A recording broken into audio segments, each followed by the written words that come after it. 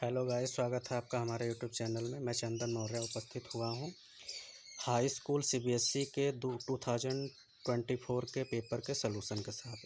इस वीडियो में मैं जो है कि एमसीक्यू क्वेश्चन के सलूशन को आपको बताऊंगा। आप अब खुद से मिलाइएगा। जैसा कि हमारा पेपर सेट क्या है 2 है, जिसका कोड आपका क्या है 322 है। ये आपका एग्ज़ाम 2024 का मैथमेटिक स्टैंडर्ड। ठीक, तो इसके क्वेश्चन पे चलते हैं।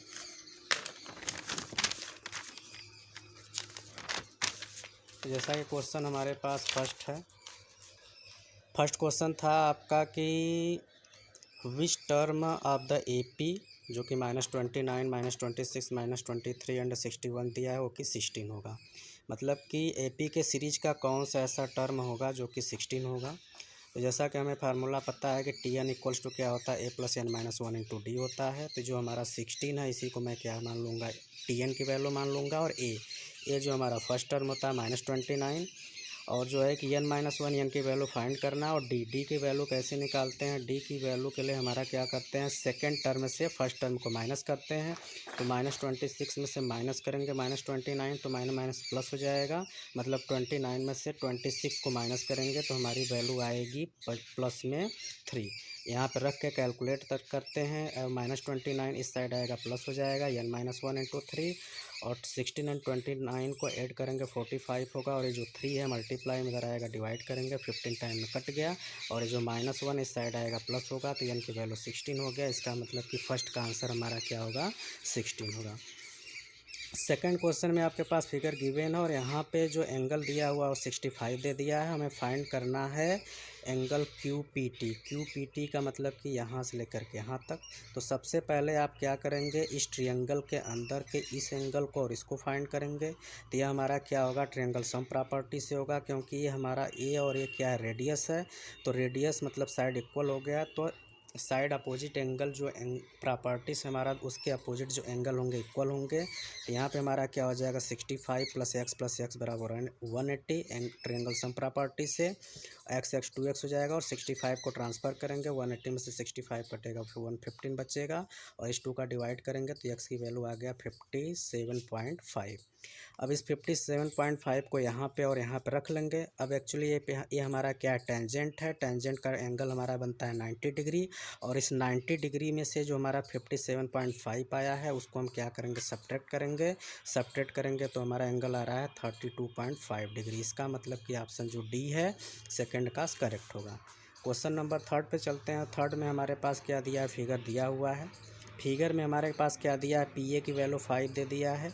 अब जब पी ए की वैल्यू 5 है तो हमारा पी बी की वैल्यू भी 5 होगा, क्योंकि दोनों टेंजेंट है और आपस में क्या है 90 डिग्री पे मिला हुआ है। तो ये 5 हो गया। अब हम चलते हैं ट्रायंगल ए बी पी में, जो कि हमारा क्या है, राइट एंगल ट्रायंगल है। तो राइट एंगल ट्रायंगल में हमने क्या किया है, पाइथागोरस थ्योरम को अप्लाई किया है। तो हाइपोटेनस निकालने के लिए हम क्या करते हैं, बाकी जो दोनों साइड होता है परपेंडिकुलर एंड बेस, उसके स्क्वायर का सम निकालते हैं। मतलब 5 का स्क्वायर + 5 का स्क्वायर, 5 का स्क्वायर 25 मिल करके हो जाएगा 50।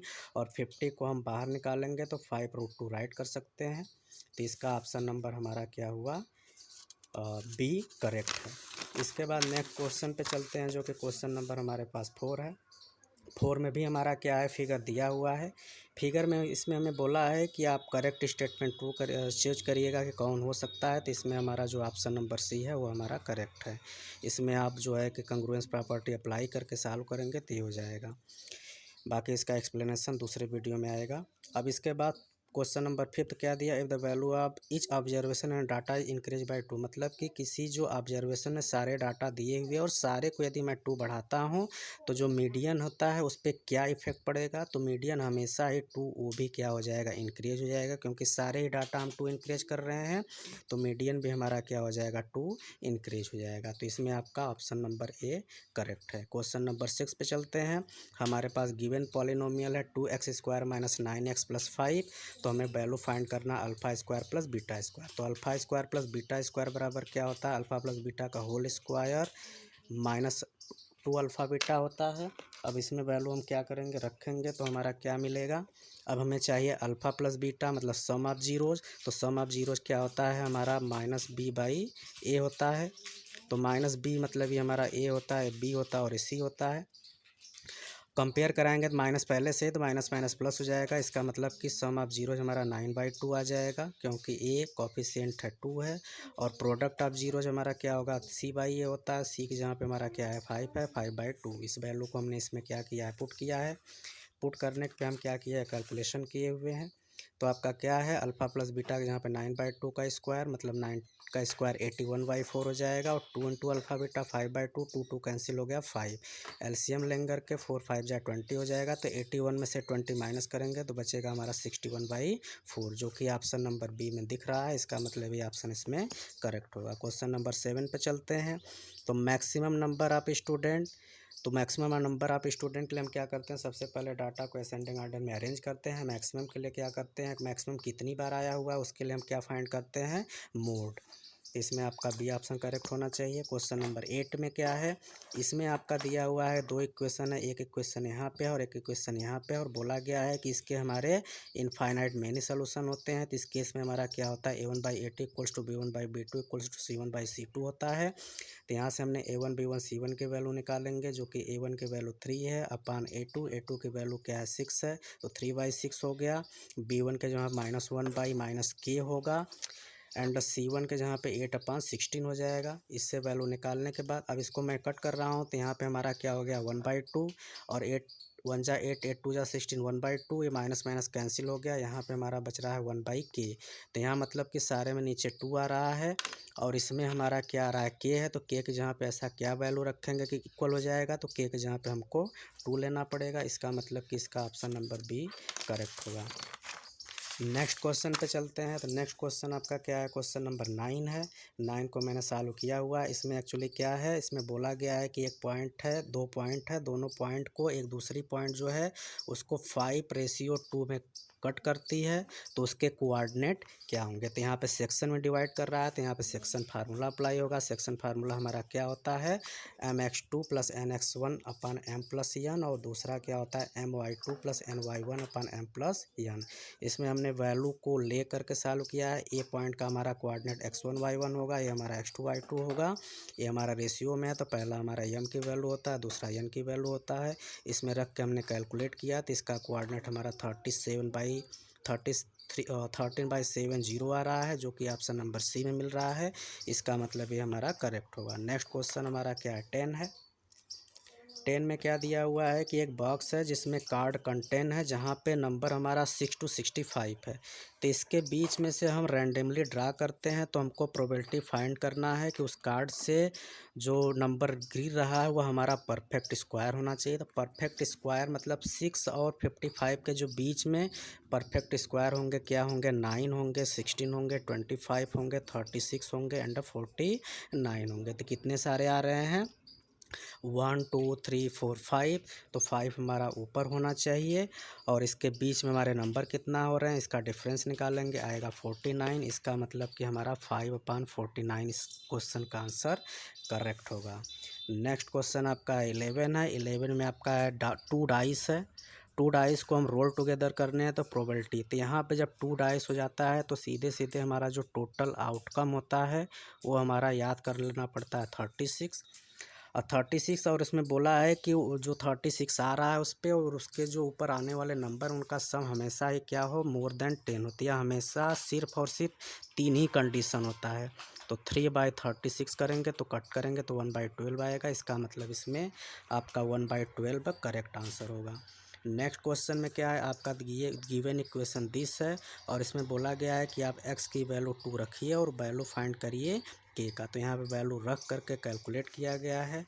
तो वैल्यू रख करके कैलकुलेट किया गया है, तो k की वैल्यू हमारा जैसे x के जहाँ पे 2 का स्क्वायर हमारा 4 हो जाएगा, 4 5 जा 20, x के जहाँ पे 2 तो 4 2 जा 8 हो गया, 2 + k = 0 होगा।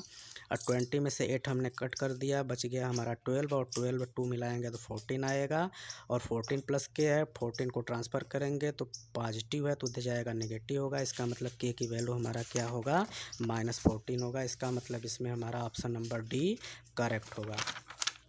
इसके बाद चलते हैं हम क्वेश्चन नंबर 14 में। 14 में भी आपका क्या है कि 2 ट्रायंगल है, एक ABC है और एक क्या है PQR है। इनके जो क्या बोलते हैं पेरीमीटर है वह रिस्पेक्टिवली दिया हुआ है 56 मतलब क्या ए बी सी का है और पी क्यू आर का हमारा 48 है। हमको रेशियो फाइंड करना है P Q by A B का, तो पी क्यू मतलब दूसरा वाला जो है 48 उसको ऊपर राइट करिए और ए बी का जो हमारा है 56 उसको नीचे राइट करिए। इसको कट कर देंगे, 8 6 जा 46, 8 7 जा तो 6/7 आ रहा है, तो 6/7 इसका हमारा करेक्ट आंसर होगा। क्वेश्चन नंबर 15 में चलते हैं।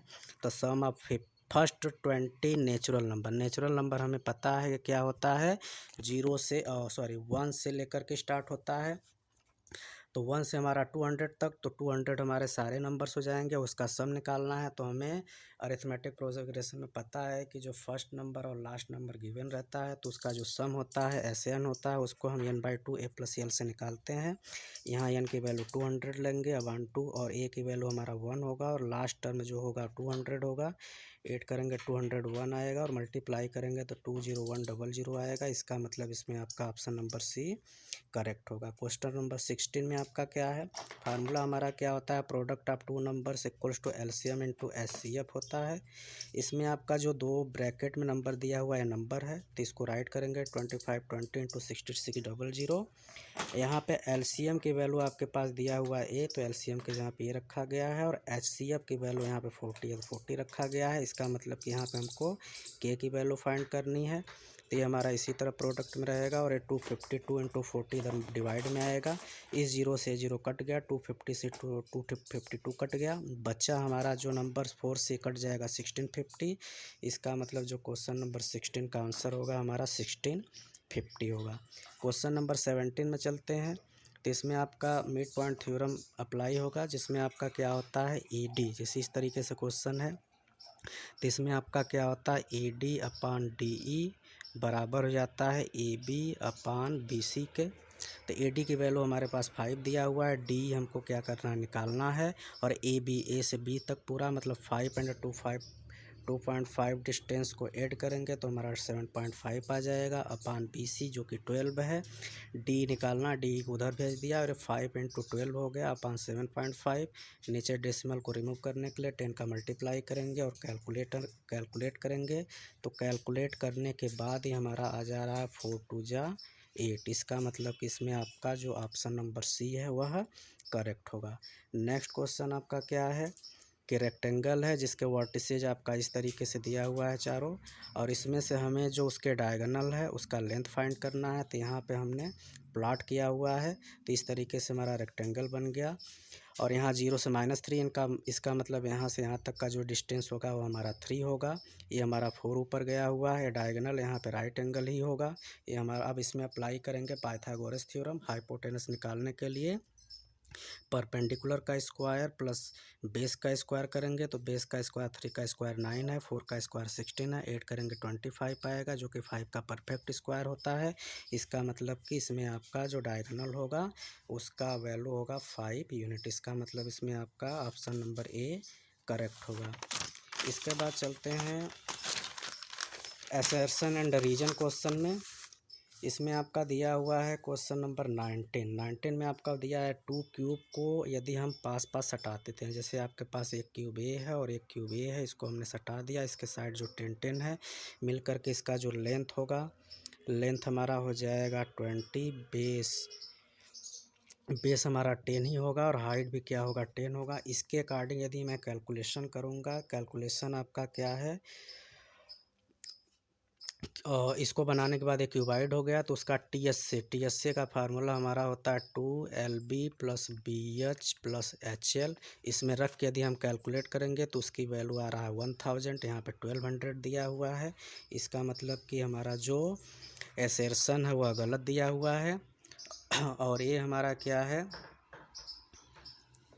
क्वेश्चन नंबर इसका 19 का जो रीजन है, एरिया भी surface area cube 10 centimetre 100 square, और इसका हमारा क्या दिया है ये ट्रू आएगा। तो इसको कैलकुलेशन करने पे तो इसमें आपका होना चाहिए ऑप्शन नंबर जो कि D है assertion A is not true but reason R is true.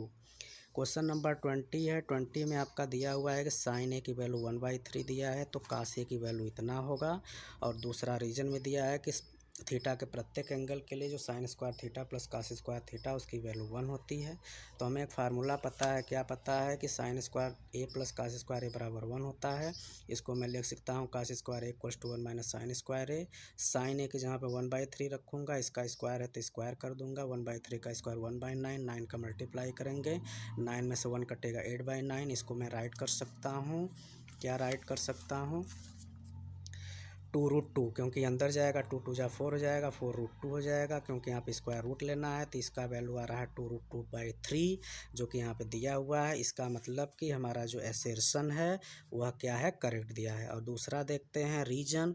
तो for every angle theta sine square theta, तो मैंने चेक किया 30 डिग्री पे, साइन 30 की वैल्यू 1/2 होता है, 1/2 का स्क्वायर करेंगे 1/4 आएगा। कास 30 की वैल्यू हमारा क्या होता है, √3/2 होता है, इसका स्क्वायर करेंगे 3/4 आएगा। नीचे एलसीएम 4 है, 4/4 तो 1 आ गया, इसका मतलब ये आ गया। इसका मतलब कि हम कह सकते हैं रीजन भी हमारा ट्रू दिया। इसका मतलब हमारा इसका होगा ऑप्शन जो ए होता है, both assertion and reason are true but reason R is the correct explanation of assertion A. इस तरीके से हमने एमसीक्यू क्वेश्चन का सलूशन देखा है, और आगे जो सेक्शन थ्योरेटिकल है लॉन्ग है उसको हम अगले वीडियो में डिस्कस करेंगे।